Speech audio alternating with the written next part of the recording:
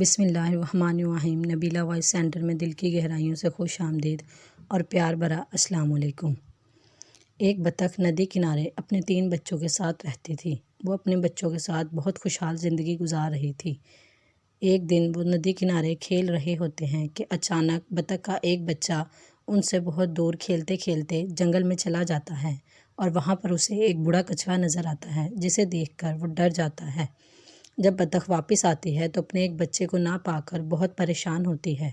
پھر وہ اپنے بچے کو ڈھونڈنے اکیلی جنگل کے اندر چلی جاتی ہے۔ وہاں پر اسے ایک بوڑھا کچھوا نظر آتا ہے۔ وہ اس کچھوے سے اپنے بچے کے بارے میں پوچھتی ہے۔ پھر وہ کچھوا اس کو ایک ٹوکری لا کر دیتا ہے۔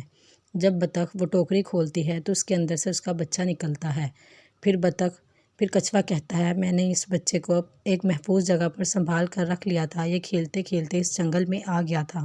پھر بطخ کچھوے کا شکریہ ادا کرتی ہے اور اپنے بچے کو لے کر وہاں سے چلی جاتی ہے۔